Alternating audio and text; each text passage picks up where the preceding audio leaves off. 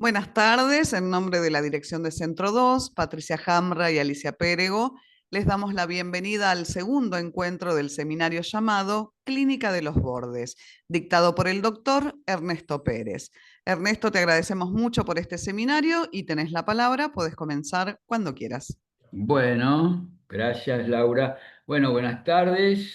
Veo que algunos son persistentes y están acá en la segunda reunión, así que les agradezco mucho la presencia y bueno, vamos a ver si podemos completar algo. Las preguntas me dejaron pensando, ¿no? Porque yo iba por un lado y las preguntas me parece que me dispararon y eso es lo que voy a tratar de hacer hoy para otros lugares.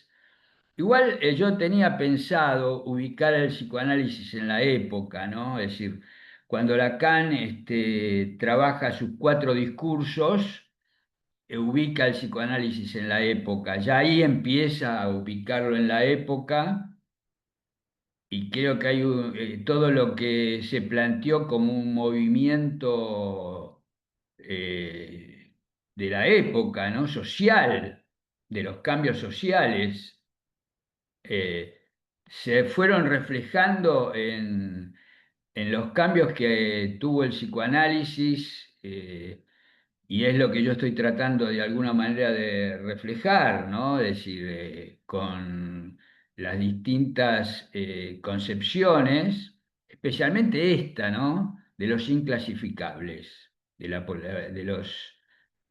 de las problemáticas de borde, como yo lo dije en la primera reunión, un borde para las patologías de borde, pero otro borde para el psicoanálisis mismo que opera en el borde.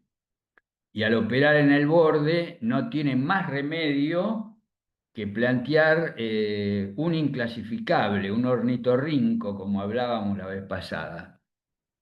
Así que bueno, vamos a empezar con el primer esquema que les traigo para conversar.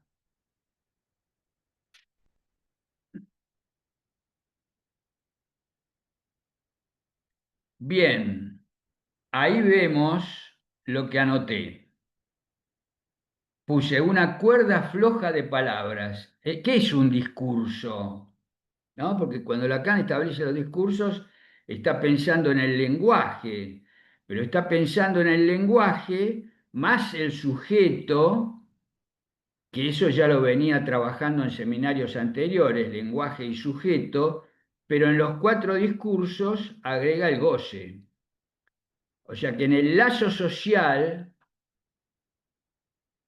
los discursos van a operar produciendo goce, ¿no? Yo siempre doy el ejemplo de las personas muy efusivas al hablar con otro y que dejan gotitas de saliva en la cara del que habla. Entonces, bueno, esas gotitas son como el objeto A, digamos, son como el plus de goce. Pero bueno, yo les puse ahí una cuerda floja de palabras porque en realidad el tema es que es una cuerda floja de palabras en el vacío. Todos los discursos van a ser suplencias de lo que no hay. O sea que ya desde el vamos podemos decir de que el discurso se puede romper. Alguien puede caer del discurso y quedar afuera, como la psicosis que está fuera de discurso, pero no solamente la psicosis. La vez pasada estuvimos viendo, digamos, un montón de casos raros que quedan fuera de discurso y bueno, y terminan enganchándose como pueden al discurso. Este, y yo les puse esta fórmula, ¿no? Para pensar. 4D, cuatro discursos, dos puntos y este signo, que es el sigma, que es lo que Lacan plantea para el síntoma, no el síntoma común, el síntoma de las formaciones del inconsciente, como lo plantea Freud, sino el síntoma con H, el síntoma, es decir, un síntoma especial, ¿no? Un síntoma especial porque sostén que le permite al sujeto relacionarse con otros, con su cuerpo y con su vida, podríamos decir, ¿no? Estar en el discurso. Cuando Lacan plantea los cuatro discursos,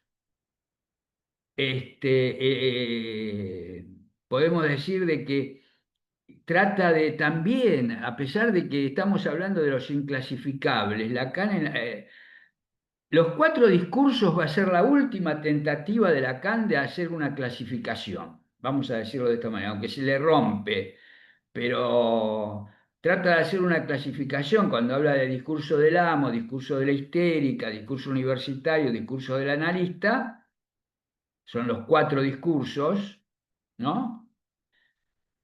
Eh, Está pensando que ya el sujeto ya no va a depender de no es un sujeto antropológico, no hay un deseo esencial desde el origen de la humanidad, sino que uno tendría que preguntar, bueno, el deseo, ¿en qué discurso me estás hablando? Porque no es lo mismo el deseo en el discurso del amo que en el discurso histérico, así sucesivamente, todos los conceptos empiezan a ser relativos a qué discurso hablamos. Hay muchos discursos, ¿no?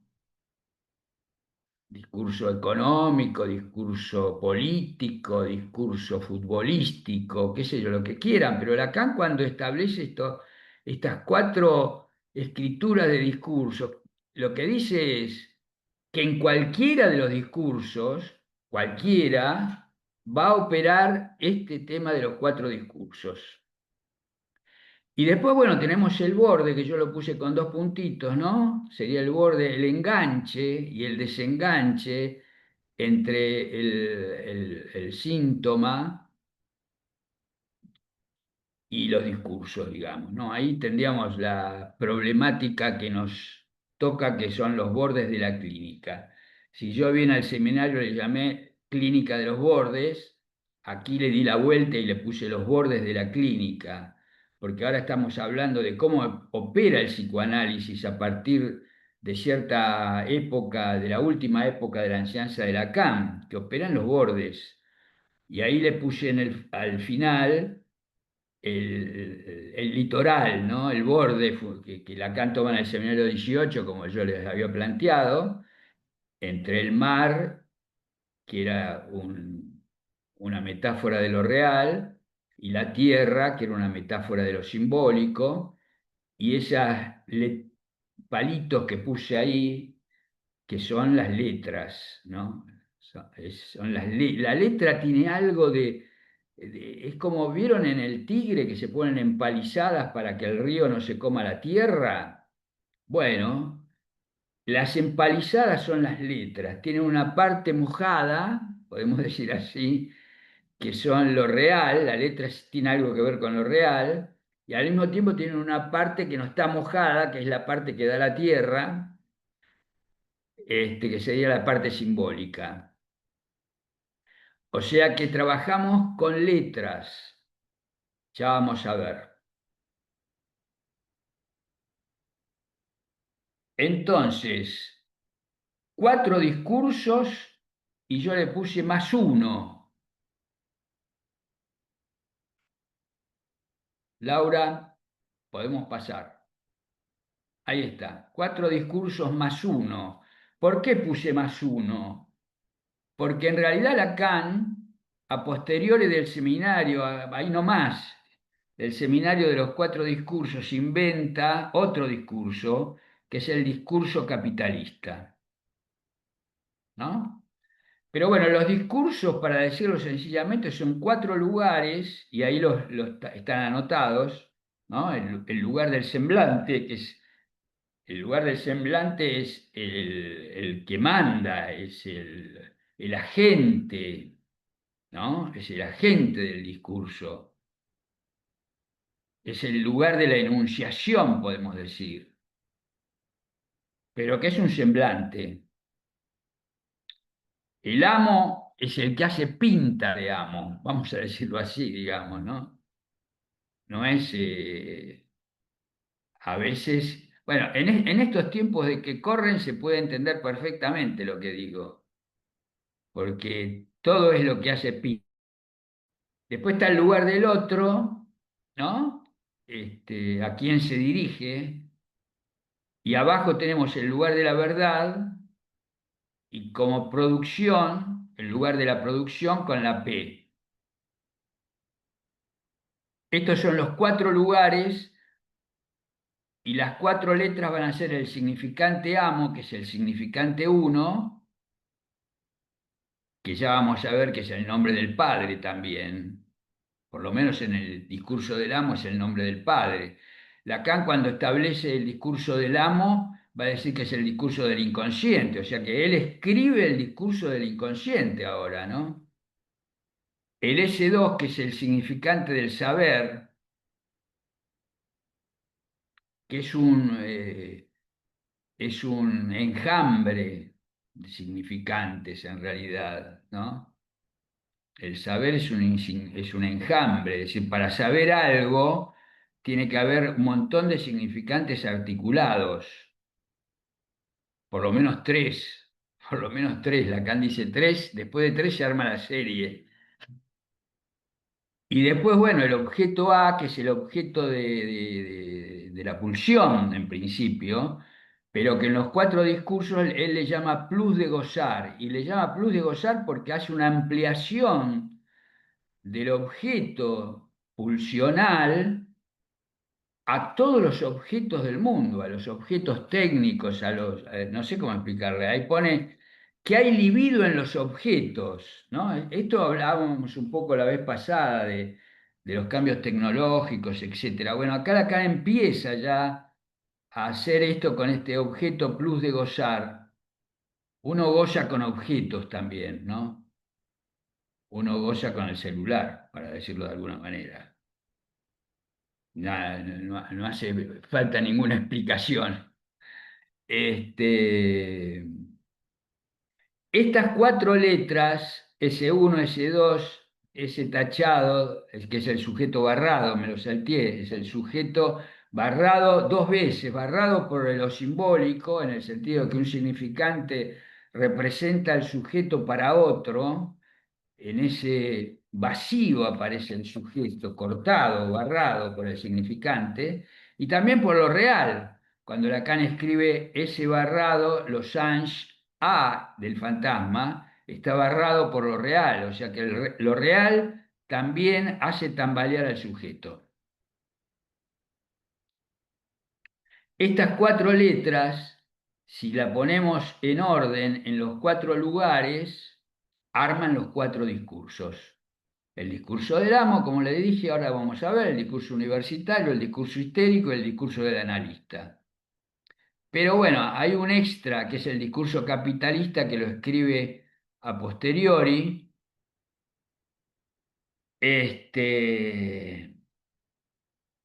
Bueno, lo escribe a posteriori, entonces son uno, dos, tres, ahí lo tienen los discursos, y el último es el capitalista, que es un poco raro, ¿ven? Y yo le puse al final si puede haber más, porque si ustedes hacen las combinatorias, para que sean solo cuatro, las cuatro letras tienen que estar ordenadas de determinada manera, entonces quedan solamente cuatro. Si ustedes empiezan a hacer locuras con las letras en los cuatro espacios, se arman un montón de discursos. Lacan inventó el discurso capitalista, sí, pero esto que le estoy diciendo me resulta significativo para después pensar si hay la posibilidad de que el sujeto se invente su discurso. Lo voy a decir de esa manera. Es decir, que a través de producir un enganche en el lazo social, ese sujeto invente un discurso. No es que se va a enganchar a un discurso establecido solamente, que esa es la más fácil de entender, ¿no? El discurso existe y los sujetos se enganchan. Acá, la manera en cómo se enganchen va a hablar de las posibilidades e imposibilidades que tiene cada sujeto en la relación con el otro, en relación con su fantasma, etcétera. y los líos que se le arman, porque el síntoma es consustancial al enganche. Entonces, en el primer esquemita, S1, abajo es S barrado, S2 y A es el discurso del amo. Después tenemos, si ustedes se fijan y hacemos girar un cuarto de vuelta estas letras por los cuatro lugares, ¿no? Hacemos una rotación, digamos, hacemos cuatro rotaciones, tenemos los cuatro discursos, salvo el capitalista que queda afuera, ¿no? Que es distinto. Ustedes fíjense que yo lo anoté, las flechitas son distintas, ahora vamos a ver. Pero bueno, el discurso del amo y el discurso de la histérica, el discurso del amo, el que manda en el lugar de la gente, en el lugar del semblante, tenemos al amo, al significante amo, que se dirige al saber que está en el cuerpo. Ese dos es el saber que está en el cuerpo en el discurso del amo. Ese saber que está en el cuerpo es la maquinita inconsciente, si quieren, que cada uno tiene para producir un objeto de goce. Cada cual sabe lo que hacer para producir su goce, con todos los problemas que esto le puede traer si produce su objeto de goce, ¿no? A veces ese objeto queda seco, queda vaciado de la significación fálica y entonces aparece vacío y aparece la angustia. Es decir, quiero decir, la maquinita esta puede producir goce o puede producir angustia también, de acuerdo a cómo esté armada esa combinatoria inconsciente que es la que trabajamos en la primera clínica de Lacan y la de Freud, que es la clínica del desciframiento. Desciframos la maquinita inconsciente para saber cómo cada sujeto se las arregla con su goce. Después tenemos el discurso histérico, que lo dirige es el sujeto barrado. ¿Qué quiere decir esto puesto ahí? El sujeto barrado dirige en el discurso histérico. Quiere decir que lo que dirige es la insatisfacción, lo que dirige es la demanda, lo que dirige es el berrinche, lo que dirige es el no estar conforme. Y se dirige a un amo, se dirige al S1 que es el amo, pero se dirige al S1 que es el amo, ¿para qué? Para que no esté castrado. Como ven en el discurso del amo, abajo del S1 tenemos el S barrado, es decir, el amo está castrado, no quiere estarlo, no le gusta nada estar castrado al amo, pero está castrado por definición. Pero en eso se lleva bien con la histérica, porque la histérica también aspira a un amo total, a un amo sin castración. Por supuesto que la histérica, el ese barrado, está reprimiendo el cuerpo, reprimiendo el objeto A, el objeto de goce, y lo que se produce ahí es un saber que supuestamente el hombre tendría que portar, ustedes se acuerdan del caso Dora, que sería la otra mujer. El saber está en la otra mujer. Y bueno, y ya nos estos dos discursos son la síntesis de toda lo que llamábamos clasificación clásica del psicoanálisis. Ahí podemos ubicar la perversión, podemos ubicar la obsesión, la histeria, por supuesto, etcétera. Como ver, no hay un discurso del obsesivo, hay un discurso histérico, porque el obsesivo tiende a aislarse, no tiende a hacer vida social el obsesivo. En cambio, la histérica, con su demanda, arma, arma lazo, enseguida arma lazo la histérica. Bueno, esto me parece que es evidente cuando uno observa un poco la realidad de los vínculos. Bueno, y el discurso universitario es un corte, ¿no? En lo que estamos hablando con el discurso del amo. ¿Por qué? Porque el saber ahora no es el saber del cuerpo, saber gozar con el cuerpo. Ahora el saber es un saber universitario, por eso le llama universitario. Pero no crean que porque le llama universitario es el saber de la universidad. Es el saber que está en la radio, en la televisión, es el saber técnico, es el saber de la estadística, ¿no? Es el saber, eh, es el saber que nos evalúa constantemente en todo, ¿no? Por supuesto que en la universidad uno le saca 0 o 10, pero también en la vida uno se puede sacar 0 o 10 de acuerdo a qué es lo que hay que cumplir para ser exitoso en la vida, según este saber técnico, ¿no? Es decir, no sé, antes bastaba un solo título universitario para que uno tuviera un lugar en el mundo. Fíjense que el S1 en el discurso universitario está debajo de la barra, no opera. Le cuesta mucho al sujeto lograr prenderse de una identificación fundamental.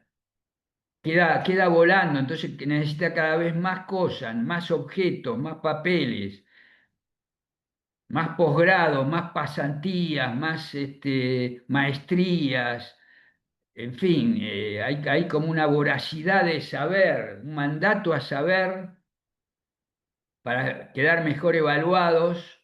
Por supuesto que esto es una aceleración por saber cada vez más grande, porque si no uno no trabaja, se queda fuera de discurso. Entonces, lo que está produciendo el discurso universitario, va a decir Lacan, es el S barrado. Pero esta vez el S barrado, el sujeto, lo produce con su propio pellejo, dice. O sea que es es un sufrimiento. El que está compelido en la competencia del discurso universitario en una fábrica multinacional y tiene que trabajar, ya no importa la cantidad de horas. Este es el modelo que quiere el liberalismo hoy. Después vamos a ver cómo esto se le suma al discurso capitalista, pero esto es lo que quiere hoy, que todo el mundo esté trabajando todo el día y no haga más que trabajar para producir un saber y tenga una buena evaluación. Después los evaluados pasan a ser evaluadores, ustedes saben, pero con un sufrimiento que llamamos clínica contemporánea. Las problemáticas clínicas contemporáneas están acá, es decir, depresión generalizada, problemas psicosomáticos con hipertensión, todo tipo de enfermedades de lo más nuevas, entre las que yo les contaba la vez pasada. Ahí yo ubico el TOC, ubico el ataque de pánico, la angustia contemporánea, porque un tipo puede ser top 10 y entonces, bueno, no tiene problemas, es feliz en la vida, porque se mira al espejo y dice, tengo la mejor zapatilla, me compré el mejor celular. El problema es cuando no se puede llegar a esto y entonces empiezan a deprimirse. Entonces la depresión empieza a ser generalizada. Bueno, el discurso analítico, el objeto que dirige es el objeto A, el que está en el lugar del comando, en el lugar del semblante, que es el objeto A, que divide al sujeto que consulta, o sea que es el objeto del deseo. El psicoanalista tiene que hacer semblante del objeto del deseo del paciente. Sería no es fácil, no es fácil armar la transferencia, ¿no? Especialmente hoy en día, es decir, donde nada es duradero, digamos. Pero Lacan tiene una frase que dice, te deseo aunque no lo sepas.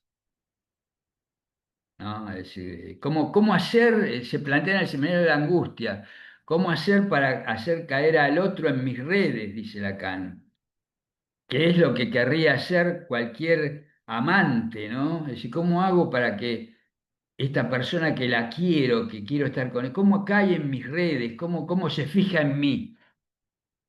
Bueno, este es el primer piso. Y el segundo piso, bueno, está el saber en el lugar de la verdad. O sea que el paciente va a hablar y uno no le va a preguntar si es verdad o no es verdad lo que dice. Lo toma por verdad, lo que diga es lo que dice. Y a partir de ahí se ve cuáles son las relaciones. Y lo que se produce en este discurso es un significante amo, que es un significante nuevo. No es el significante del discurso del amo. Por eso el seminario se llama el discurso, el reverso del psicoanálisis. El reverso del psicoanálisis es el discurso del amo invertido. Si ustedes se fijan bien, van a ver que es como un guante que se dio vuelta. El amo es un guante que se dio vuelta, y ahí tenemos el discurso analítico. Este, bueno, después vamos a hablar especialmente del discurso capitalista, pero ven que ya lo puse en banda de Moebius. Implica consumo y descarte, puse, ¿no? Y después hay unas letritas negritas que puse en cada uno de los discursos, que es el sigma, esto que ya había dicho yo de 4 discursos, 2 puntos y sigma, la letra. Bueno, en esos lugares de donde los puse, y son los posibles lugares donde el sujeto fuera de discurso puede entrar en el discurso y engancharse.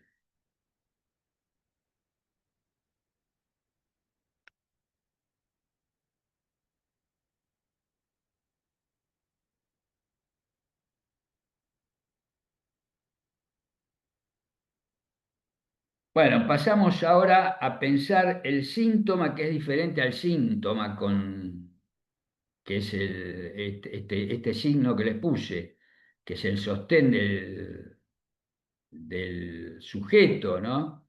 La clínica del síntoma, como la estudiamos desde Freud como una formación del inconsciente, pertenece a lo que llamamos la clínica del desciframiento. La clínica del síntoma, la clínica de los bordes, es la clínica del ciframiento, es la clínica de poner esas estacas al borde del río para que no avance el goce, digamos. Es poner letras, es cifrar, es todo lo que tiene que ver con el acto. El acto es el ciframiento, es la marca en el litoral.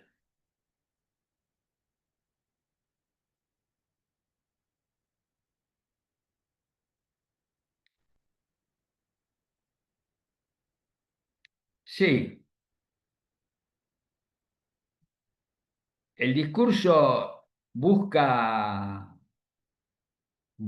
tener un sostén, digamos, y uno lo tiene en distintas marcas. El inconsciente en realidad es una segunda instancia a esta altura de la enseñanza de Lacan. La primera instancia es el síntoma. Antes el inconsciente era lo primordial, uno descifraba el inconsciente, pero uno ahora se pregunta cómo está cifrado ese inconsciente que estamos descifrando.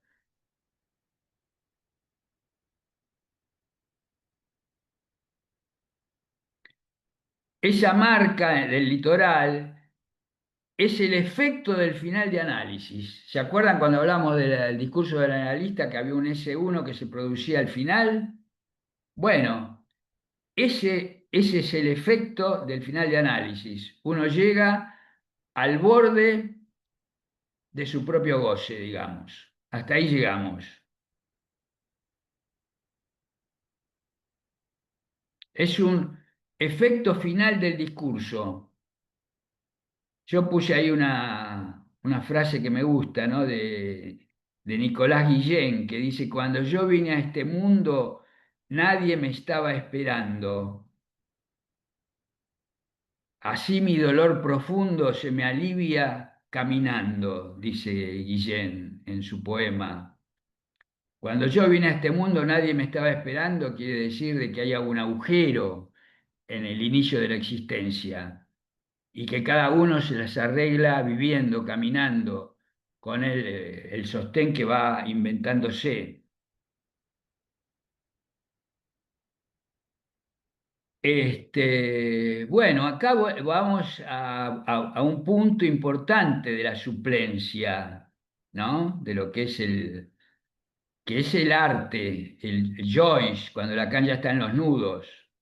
Cuando Lacan empieza el seminario 21, que ahí empieza a trabajar los nudos, empieza así el seminario, dice, recomienzo, dice Lacan, recomienzo porque creía haber terminado. Él creía que con los cuatro discursos se terminaba todo. Y hubiera sido un error, él mismo lo dice, hubiera sido un error porque los nudos vienen a plantear una problemática ya directamente con el caso único, no con el tipo clínico. Vienen a traer un tema con el borde, no con el enganche a ninguna clasificación. Los cuatro discursos, a pesar de que hay el discurso capitalista, que ya vamos a ver, hay rupturas en el discurso, todavía, digamos, hay un borde, es una suplencia, dice, pero todavía estamos en un sistema clasificatorio. De hecho, yo le dije problemáticas clínicas contemporáneas, etcétera, etcétera. Y el arte de Joyce es otro reverso del psicoanálisis. Y el discurso del amo era un reverso del psicoanálisis, como un discurso del amo. El final de análisis era, el psicoanálisis era un reverso del psicoanálisis. El arte viene a ser otro reverso. Esto lo plantea Miller, no es de Lacan, por lo menos yo lo leí. Bueno, tengo acá las referencias, sí. Después las buscamos en todo caso. Pero es otro reverso, es decir, el artista sabe hacer con su síntoma, sabe hacer una obra y se sostiene ahí. Su lugar de amo es con respecto a la obra. Esto Lacan lo viene igual trabajando después desde el seminario 7, ¿no? Donde plantea, ahí está, voy a buscar una referencia.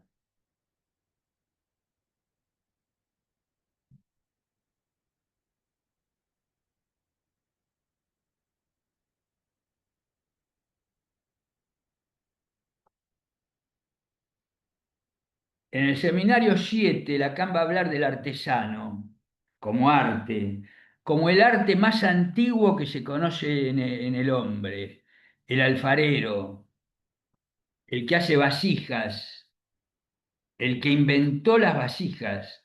Lacan dice, si hay un alfarero, quiere decir que hay alguien que modela el significante más con sus manos que con su alma. A ver si se los leo. Dice, cómo la relación del hombre con el significante, en tanto que puede ser su manipulador, puede ponerlo en relación con un objeto que representa la cosa. Aquí interviene la cuestión de saber qué hace el hombre cuando modela un significante. Ustedes están viendo que acá hay un tema de creación, invención con el significante, ¿no? Si uno, como si lo manipulara como plastilina, como si manipulara, qué es lo que hizo el hombre a través de los tiempos, ¿no? Es decir, no se sabe cómo fue la historia, si primero empezó a hablar o primero empezó a trabajar, empezó a manejar un instrumento con sus manos y a partir de ahí también vino el significante y empezó a hablar, ¿no? Es decir, es toda una época donde erotismo, es decir, lo que es el erotismo humano, que no es lo mismo que la sexualidad animal, lo que es del orden de la palabra y lo que es del orden del trabajo, fueron fundamentales. Y algo más yo agregaría, la tumba. Empezaron a enterrar a los muertos, los animales no entierran a sus muertos. Entonces acá, en este manejo que se hace, en esta manipulación que se hace, está el origen de la humanidad, dice Lacan. La dificultad en lo que concierne al significante es no precipitarse, yo me precipité, perdonen, pero yo me precipité, sobre el hecho de que el hombre es el artesano de sus soportes. O sea que el hombre, manipulando el significante, va a producir algo que lo soporta a sí mismo.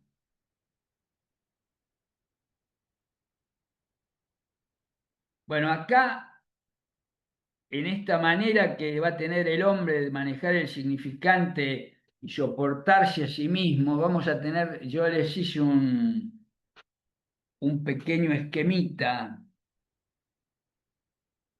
de las formas de enganches al discurso. Bueno, vimos lo del arte recién, ¿no? Que es otro reverso del psicoanálisis, donde la habilidad del artista es manipular el significante para crear un vacío, que el vacío no es la nada. Cuando uno habla de vacío, está diciendo que está circunscripto. Es decir, el objeto A es vacío, pero está circunscripto por el significante. El jarrón del alfarero tiene un vacío adentro, arma un vacío. Casi podríamos decir de que de acuerdo a las distintas formas de armar ese vacío, es que tenemos las distintas formas de arte. Bueno, el final de análisis, ¿no? ¿Cómo lo podríamos decir en este sentido como el arte? Es lo que dice Foucault, ¿no? Hacer de la propia vida una obra de arte.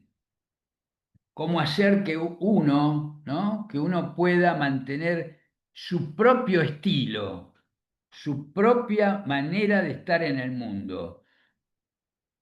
Porque ustedes se dan cuenta que el deseo es el deseo del otro y uno se engancha con el deseo de papá y de mamá y qué sé yo, pero que el problema es llegar a ser uno, ¿no? Es decir, cómo uno puede llegar a cortar en algún momento esto e inventarse algo en el borde propio. Ahí la vida va a empezar a tener un sentido eh, verdaderamente auténtico. Bueno, entonces tenemos dos discursos del amo, ¿no? El discurso del amo del arte y el discurso del amo del final de análisis, donde cada uno sabe hacer con su síntoma o con su obra o con su vida, que sería su propia obra, etcétera.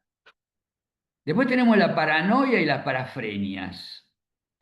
La esquizofrenia siempre queda un poco afuera del discurso, es más difícil, aunque, bueno, yo después les voy a contar, yo atendí en hospital de día a un paciente esquizofrénico con todas las alucinaciones y los delirios.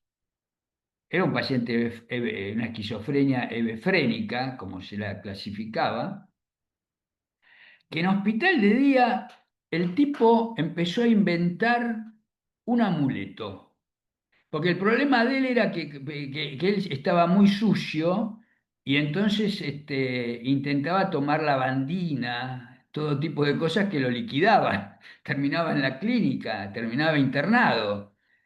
Pero bueno, en hospital de día empezó de a poco a trabajar en la confección con sus manos de un espejito muy especial, triangular era, que él lo llamaba su amuleto. Bueno, trabajó mucho tiempo en construir este amuleto, pero el asunto concreto es que cuando se lo colgó,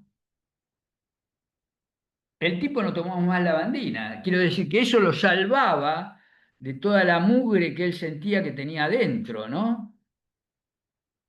Claro, son sostenes precarios lo que le estoy señalando, pero sostenes al fin. Entonces la paranoia se engancha al S1 del amo. Y acá hay algo que tiene que ver con la época. Hay muchos amos, podríamos ponerle nombres incluso, que conocemos, que son paranoias. Es decir, que se enganchan en el discurso para no estar encerrados, porque todo su delirio, hay que demostrar que un paranoico es paranoico, ¿eh? No es tan fácil, porque si el discurso es muy sistematizado, no deja nada fuera. Es decir, el paranoico tiene una alucinación. Pero después con su delirio va subsumiendo toda esa alucinación en una construcción científica casi. Entonces, dominan el mundo porque tienen respuesta para todo, tienen una estrategia, van a la guerra. En todo paranoico hay muy buen estratega de la guerra. Saben, como se sienten perseguidos, cómo atacar. Y los paranoicos, por eso lo puse con el discurso del amo, porque la perversión y la paranoia forman parte del discurso del poder. Por eso ahí, cuando Foucault dice que el poder está erotizado, es exactamente esto que le estoy trayendo, que hay un goce en el sufrimiento del otro. Hay un goce en ir a la guerra, en matar, en humillar. Bueno, esto lo plantea Lacan, creo que en el malestar, Freud, al final del malestar en la cultura, ¿no? Si lo pueden leer, es magnífico lo que dicen. Bueno, y lo que hablábamos de la parafrenia, que era ese ornitorrinco dentro de la psicosis, que no se sabía qué era, porque no tenían defecto, pero al mismo tiempo tenían una parte histérica y una parte esquizofrénica y una parte paranoica. La parte histérica se enganchaba con la histérica, decía Freud, tenían una restitución histérica a la manera de la histeria. Recuerden lo que yo les había leído. Y la paranoia a la manera de la neurosis obsesiva. O sea que a la manera de la histeria se van a enganchar en el ese barrado que es el amo en el discurso histérico y en el obsesivo se va a enganchar en el S1 que es la compulsión. El S1 en el discurso del amo es la compulsión, a repetir. Uno, uno y uno, siempre el mismo uno, siempre el mismo paso de baile, la repetición. Bueno, ya vimos el discurso universitario que tiene que ver con ser evaluado, ¿no? Ser nombrado para, dice Lacan en el seminario 21 del discurso universitario, la ley de hierro. Imagínense ese chiquito que es educado desde los 5 años para patear la pelotita, porque la madre y el padre tienen la idea de que tiene que ser un campeón. Y entonces lo educan desde los 3 años, ser nombrado para... Ellos no son sujetos, son nombrados para ser jugadores de fútbol. Es decir, porque ahora es así. Y si ustedes se fijan en las grandes competencias, los que surgen de ahí no surgen de casualidad.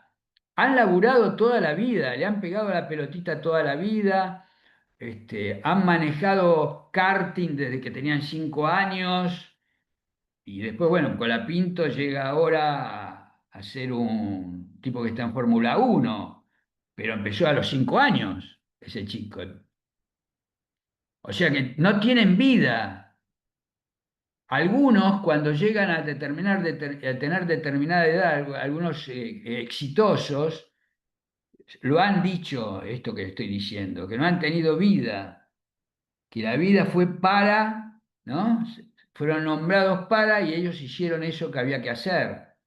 Pueden ser nombrados para cantantes, para actrices, en fin, es muy variado el tema de cómo uno puede ser nombrado para, con toda la evaluación. Por supuesto que si no lo llegan a cumplir, como les decía con respecto al discurso universitario, se caen del discurso. Y es una caída horrorosa, ¿no? Es tipo psicosis, no es la psicosis, acá viene el tema, son borderline.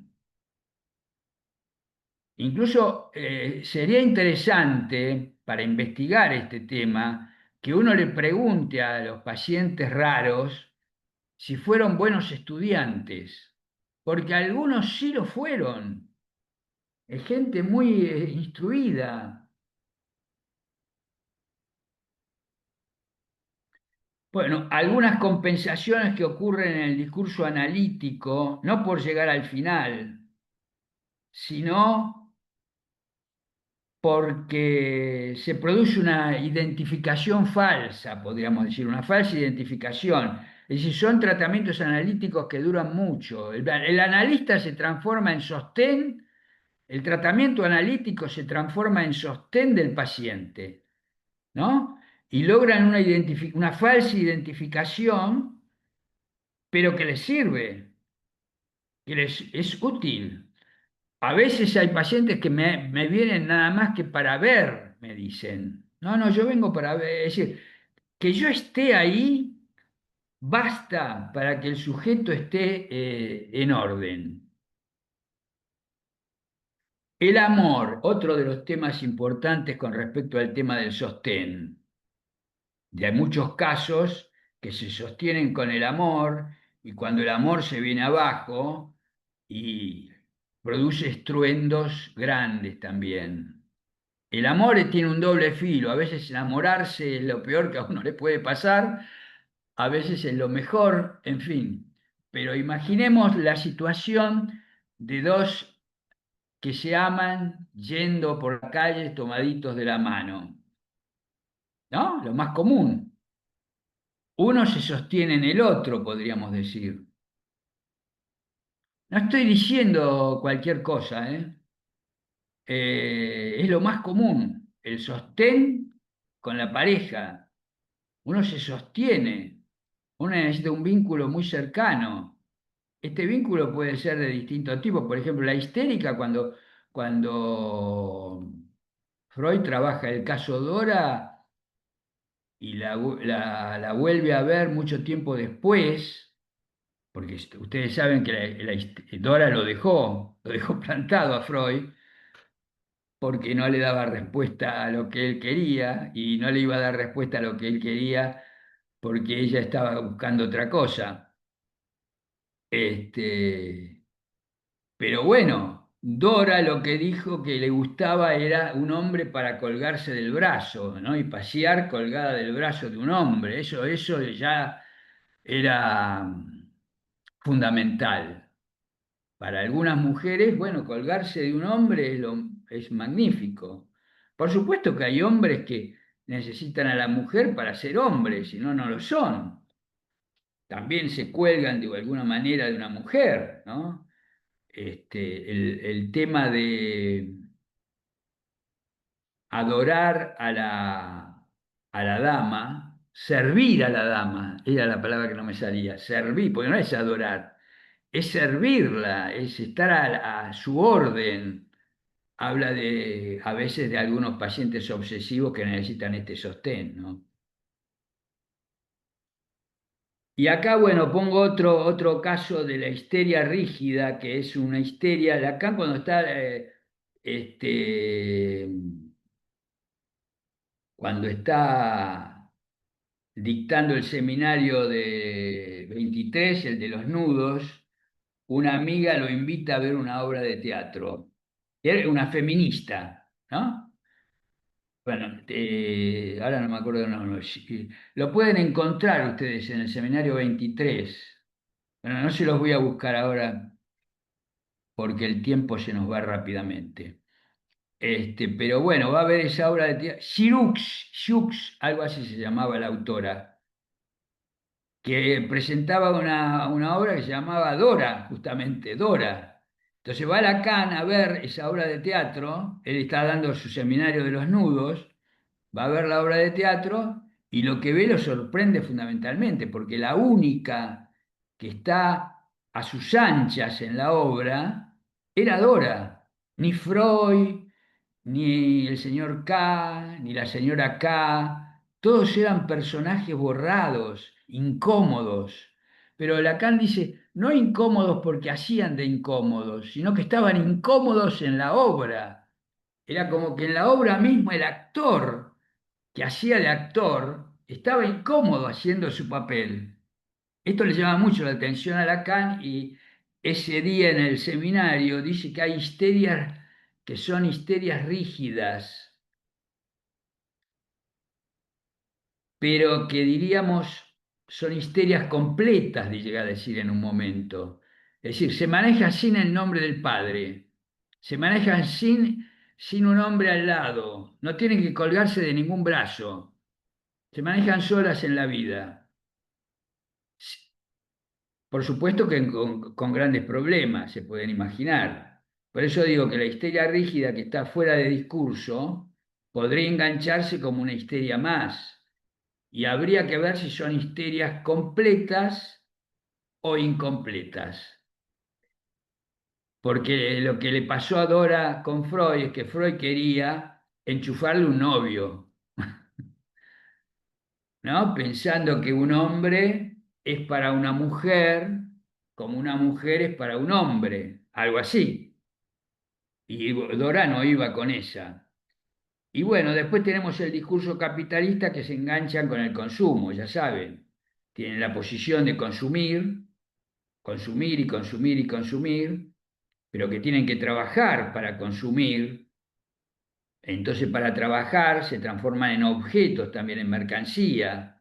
Su trabajo, bueno, esto es marxismo, Marx lo había descubierto, que la fuerza de trabajo del trabajador era una mercancía más que se compra y se vende, como se compra y se vende cualquier cosa en el mercado, se compran y venden trabajadores que pueden pasar de una empresa a otra y ganar más o ser destituidos, ir a otra y ganar menos, bueno, todo este tema, pero bueno, lo que pasa es que el discurso capitalista tiene lo que se descarta, ¿no? En ese consumo hay objetos que se descartan y dentro de los objetos que se descartan están en las personas mismas. Bueno, pasamos ahora a lo que sería el acto analítico. A ver, yo hay cosas que dejé de decir, pero bueno, no se puede todo.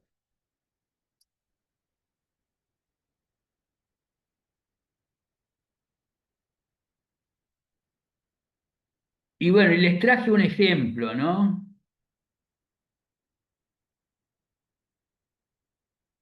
Porque habíamos dicho que el acto analítico es la clínica de la marca, lo que deja marca, en el borde deja marca.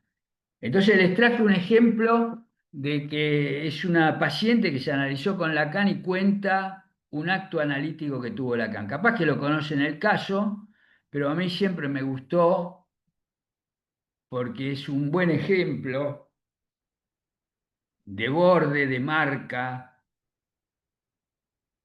etcétera. Dice la paciente muchos años después, ¿no? De su análisis con Lacan. Dice, estaba hablando con Lacan de un sueño que tuve. Me levanto a la mañana a las 5 y agrego, es a las 5 que pasa la Gestapo para llevarse a los judíos de sus casas. Era una mujer que había estado en la guerra y con todo eso, ¿no? Con todo el traumatismo que esto le trajo, un dolor y una angustia enorme. Entonces dice, cuando terminé de decir, en ese momento, Lacan saltó de su silla, se me acercó y me dio una caricia extremadamente gentil en la mejilla. Yo lo entendí como un gesto en piel. Ella misma decía gesto en piel, gestapo. Pasaba la gestapo y pasó el gesto en piel. O sea que Lacan juega con el cuerpo, pero no a la manera de la sugestión, sino a la manera de producir un equívoco. Es un gesto verdaderamente tierno, debo decir, muy tierno. Esa sorpresa no disminuyó mi dolor con el trauma, ¿no? Dice la mujer, pero hizo algo, algo más. La prueba es que 40 años después, cada vez que recuerdo aún, puedo sentir en mi mejilla un gesto que apeló a la humanidad o algo así. O sea que ella sentía el dolor, vamos a decirlo de esta manera, y sentía la caricia. No es que se fue el dolor, dice, el dolor estaba, pero estaba junto al dolor la caricia. Entonces fíjense cómo está el tema del trauma, del límite al que llegó esta mujer y la marca que deja Lacan, en el cuerpo además, ¿no? Y acá yo, bueno, quise poner algo para pensar esta nueva clínica, ¿no? Porque si en el centro de los tres registros imaginario, simbólico y real que ahí escribí como pude, está el objeto A, ustedes saben, y el objeto A es el que tiene que hacer semblante el analista, entonces, digo yo, el analista, cuando viene a ver un paciente, está en el centro del nudo del paciente, en el centro de su imaginario, su simbólico y su real. Ese es el lugar que ocupa el analista. Entonces, ¿cómo? Por ejemplo, el goce este traumático, porque tenemos tres goces cuando se reúnen los tres registros. ¿No? Real, simbólico, imaginario, y está el goce del otro, del cuerpo del otro, el goce sentido, bueno, no los anoté todos, pero el goce sentido está entre lo imaginario y lo simbólico, y el goce fálico que está entre lo real y lo simbólico. ¿Cómo operar? Y bueno, tirando de las cuerdas del nudo. Eso sería la manera. Es decir, Lacan tira de lo imaginario, tira de lo real, y en este equívoco, y produce una disminución del goce del cuerpo de esta mujer, inmediatamente. Deja la marca, porque ahí están, en estos bordes, estos son los bordes, en donde opera la clínica de los nudos. Ya no tenemos, fíjense, obsesivos, no tenemos nada de eso, tenemos bordes. Si hay algo que se desliza, la marca lo anuda. Quiero decir, pueden ser que los registros no estén anudados, que uno quede suelto, ¿no? Como yo les dije la vez pasada, hay gente que no siente el cuerpo. Hay un texto que Lacan nombra a ver si lo tengo.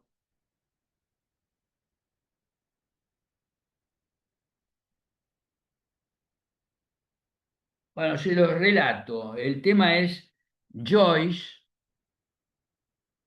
escribe un libro, una novela que se llama Retrato del artista adolescente. Y él es el adolescente, él hace de adolescente. Y cuenta por qué Joyce estaba loco, dice Lacan, y por qué se anudó como se anudó con su arte. Porque tenía epifanías que eran como fenómenos elementales y tenía un trastorno en el cuerpo. Las epifanías eran como fenómenos elementales porque eran palabras sueltas que él escuchaba y que le parecían extraordinarias. Él llevaba una libretita y anotaba, dos por tres se le presentaban palabras sueltas que anotaba y que después iba a utilizar en su obra. Epifanías, ¿cómo podríamos definirlas? Como que si Dios bajara y tocara una hoja, y entonces esa hoja del árbol tiene un brillo especial, una epifanía. Es algo que muy pocos pueden captar, una epifanía. Lo mismo esto otro que les voy a contar ahora, que es desprenderse del cuerpo, porque lo que le parecía a Joyce, le habían dado una paliza enorme. Y él quedó, imagínense, después de una paliza bien traumática, con un odio, con una depresión, con una gana de llorar y gritar. Y él dice, sentí de golpe una fuerza que hacía que mi cuerpo se pelara como si fuera una fruta madura, se le cayera la piel y junto con la piel se caía toda mi bronca, todos mis sentimientos. No sintió nada. Hay otros que levitan, este, quiero decir que se acuestan y de golpe sienten que el cuerpo se les va. No crean que esto es tan fuera de lo común, lo que les estoy diciendo. No crean que está tan fuera de lo común. Pero bueno, cuando algún registro se va, el asunto es que la marca sirve para anudar. Bueno, llegamos al último y después pasamos a las preguntas, Laura, si no nos pasamos de hora. Perfecto. Fíjense que vuelvo al principio, ¿no? De alguna manera, cuatro discursos, enganche, sintón. Como el sintón, ¿se acuerdan esas marquitas negras que le había hecho en los discursos? Se enganchaban en cada uno de esos discursos de acuerdo a qué lugar, a qué significante, etcétera. Pero acá pongo algo que lo trabaja Miller en la última enseñanza de Lacan, que dice, armar el sintón es consustancial a la construcción del discurso mismo, cada cual en su lazo social. Y acá es donde yo les planteé que hay muchos más discursos que el que hablamos, mucho más discursos, porque el sintón hace una especie de deconstrucción del lazo social, inventa un lazo social nuevo. A veces no es un solo punto de sostén, son varios puntos de sostén que nos sostienen. Por eso yo acá, en un invento, puse los tres registros y en los lugares donde se juntan, donde se pueden anudar, puse numeritos que les voy a ir comentando de qué se trata. El número uno lo puse como número uno y es porque, porque es el número uno por excelencia, que es el nudo que hace Joyce. Por lo menos esto es lo que dice Lacan, que el imaginario deja de deslizarse porque él hace un nudo entre lo real y lo simbólico, con su escritura, con su arte. Cosa que es la escritura de Joyce, no sé si ustedes alguna vez intentaron leerlo, es para volverse loco. Quiero decir que no se entiende nada, que uno dice es una literatura moderna, pero es una literatura tan moderna que no tiene ni puntos, ni coma, ni mayúscula, ni minúscula, etcétera, ¿no? Sin embargo, es una literatura capaz de captar a los universitarios para que lo estudien largamente, ¿no? En Finnegan's Wake, yo intenté leerlo a Finnegan's Wake y bueno, como no podía, fui a una profesora de literatura para que me enseñara. Y le digo, yo no entiendo nada, porque el libro empieza en minúscula y termina en minúscula, para que vean, no, no. Entonces, la primera cosa que ella me dijo fue, lee el final. Leí el final y no entendía nada. Leí el principio. Y ahí había una especie de atadura entre el principio y el final. Entonces, ustedes imagínense que él se inventó un libro para que si ustedes se lo pongan a leer, no salgan nunca más de leer ese libro, porque tienen que volver a empezar, porque cada vez que pasen, porque él larga un montón de neologismos, de metáforas en distintos idiomas, hay que estudiarlo a Joyce. Es peor que Lacan o Borges, hay que estudiarlo.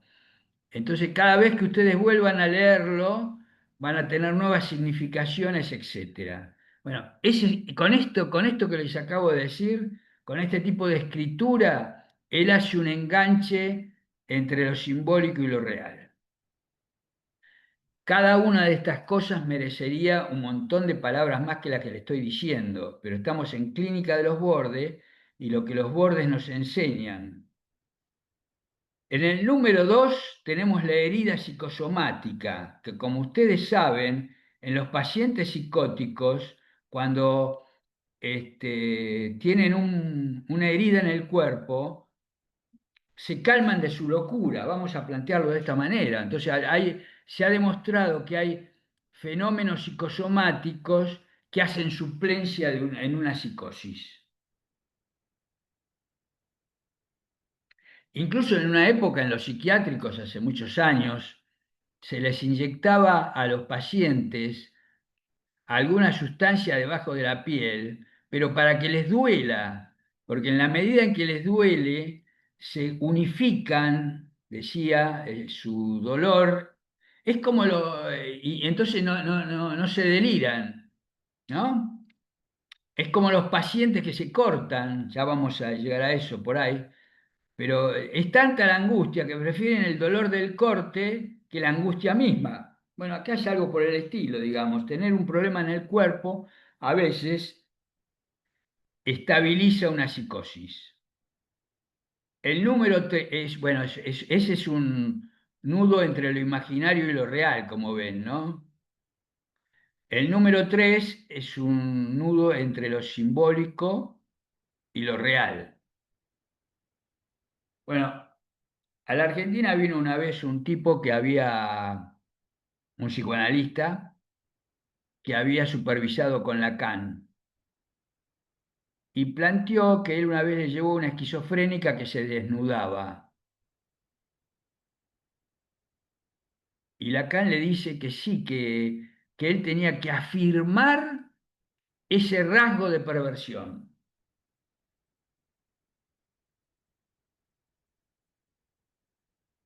Ese rasgo de perversión la estabilizaba.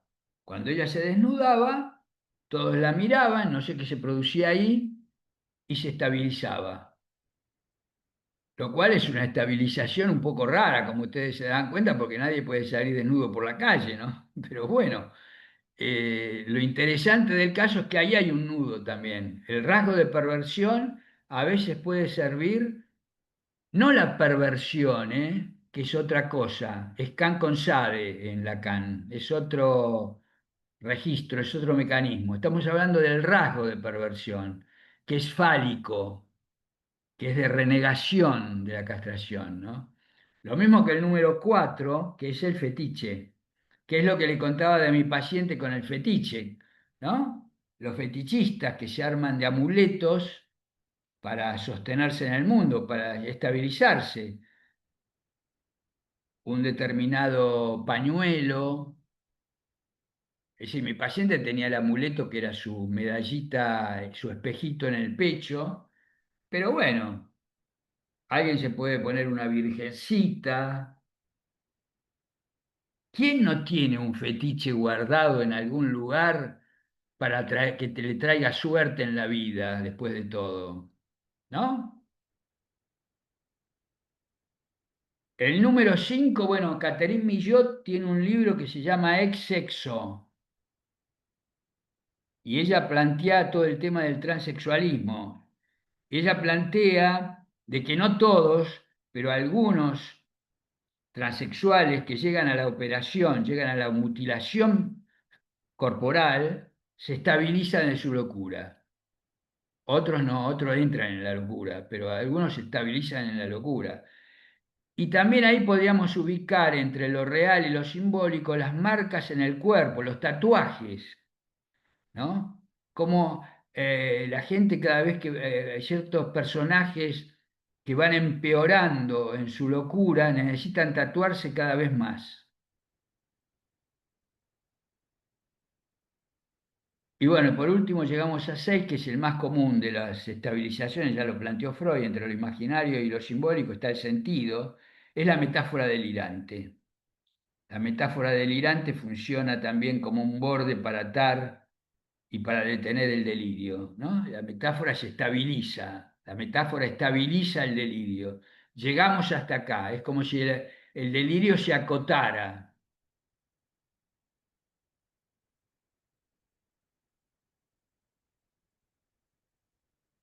Bueno, de esto se trató Clínica de los Bordes. Espero ahora lo que ustedes tengan para asociar o decirme, o conversar entre nosotros. Doctor, ¿hay que anotarla por escrito o se puede decir No, verbal? no, no, se puede, estamos conversando ahora. Bueno, ¿puedo? Sí, sí, por favor. Bueno, yo relacionaba lo que dijo de la paciente de Lacan. Está el videíto en YouTube. Yo en el momento Sí, está muy lindo, está divino porque ella lo cuenta en primera persona y la verdad que a mí se me pone la piel de gallina. Y yo pensaba esto, ¿no? Del seminario 10 que como que él devuelve el espejo invertido. Ahora, si él pudo levantarse en ese momento, ¿no? Se levantó inmediatamente y le hizo una caricia tierna. La clínica de hoy de un determinado psicoanalistas, donde no solamente no se pueden levantar ni hacer una caricia, sino ni hacer una mueca, ni hacer una cara. eh, ¿Qué cambió? O sea, porque son lacanianos, lacanianos, pero ese hecho que uno a través del tiempo llega no solamente por escrito, sino con su propia paciente, de algo tan simbólico, ¿no? Como una caricia tierna, que yo creo que como psicoanalista no me animaría tanto, pero lo hace él y los unos y los otros dentro del psicoanálisis más ortodoxo y no lacaniano, como que no se permiten ni siquiera una sonrisa, ¿no? A mí como... bueno, pero eso eso habría que preguntárselo a los psicoanalistas, digamos. El psicoanálisis no enseña eso. El psicoanálisis, Freud, a ver, Freud tenía un perro dentro del consultorio, qué sé yo, para decir algo, le ponía la mano en la frente a los pacientes a veces. Este, Hay que igual diferenciar, yo traté de diferenciarlo de lo que es una sugestión, porque no hay que entrar en la sugestión, no hay que sugestionar al paciente porque eso no sirve, pero sí cortar, ¿no? A ver, yo a veces me imagino que el analista, cuando ocupa este lugar de objeto en la escena, en la escena del deseo del paciente, de la novela familiar, ¿no? Está en un teatro. Él forma parte de un teatro y le pasan cosas. Y en función de eso puede actuar, ¿cómo no? Entonces ahí hay todo un tema de cuál es la actuación del analista. Si tratamos de pensar el cuerpo como interpretación, cuál es la actuación que produce realmente un acto analítico y no una inversión del espejo, como vos dijiste. Claro, porque es como desde qué lugar la abstinencia y de qué lugar esto es tan claro como que ella se despertaba por el miedo y el terror, ¿no? De la violencia, la Pero agresión. bueno, pero una cosa es tirar de lo imaginario, otra cosa es tirar, por ejemplo, para mí no actuar, no decir nada, es enfrentar al otro con el vacío más total. Y ese puede ser una estrategia también, hay que poder tirar de ese nudo. No se trata de despatologizar en el sentido de no estigmatizar más, que sería un tema humanista. Lo que estamos planteando es no patologizar, porque estamos planteando un patos, una cosa que tiene que ver con el borde. Entonces no es que sea humanista Lacan acá, es que él quiso dejar una marca distinta en la piel de esta mujer que había sufrido tanto, ¿no? Y no tuvo la menor duda. Yo conozco un montón de anécdotas de Lacan que ha trabajado en este sentido, ¿no? Gracias, doctor. Muy buena la observación.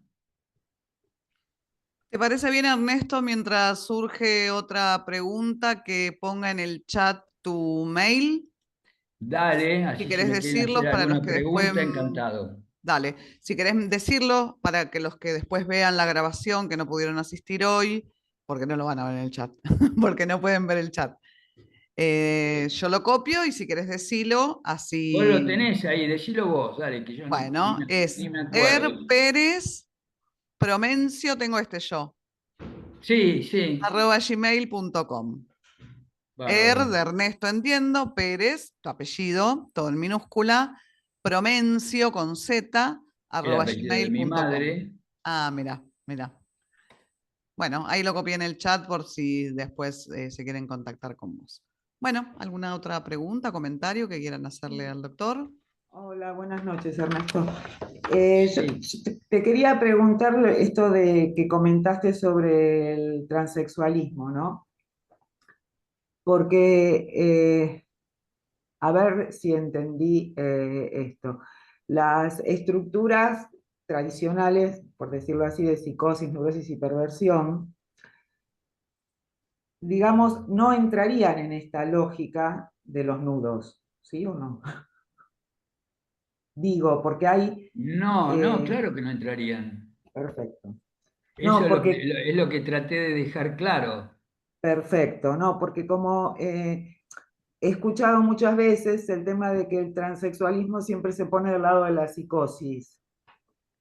No, a ver, el transexualismo, es decir, esto es un tema, a mí me criticaron mucho en la facultad. Yo daba justamente, una de las clases que daba era sobre perversiones, transexualismo, todo eso. Ujú.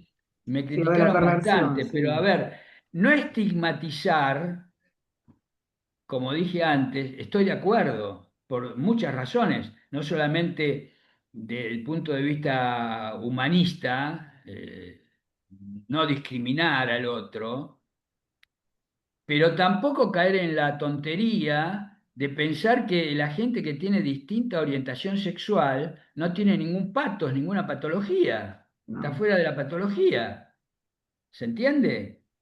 Sí, hay de todo, digamos, Hay de todo, puede haber un neurótico, puede haber un psicótico, puede haber un perverso. Por ejemplo, totalmente. para utilizar la vieja categoría, ¿no? Si un travesti, lo que se llamaba un travesti, digamos, ¿no? Una se dice hoy, Una travesti, una perdón. travesti. Entonces, porque por ejemplo, yo atendí una travesti que lo que le gustaba verdaderamente era levantarse a un tipo y que el tipo, porque estaba vestida de mujer perfecta, era una mujer bellísima, ¿sí? Y lo que le gustaba era llevárselo a la cama y que el tipo tuviera flor de sorpresa, ¿se entiende? Porque se Sí, iba a sí. encontrar con un falo. ¿Y eso Ujú. qué es?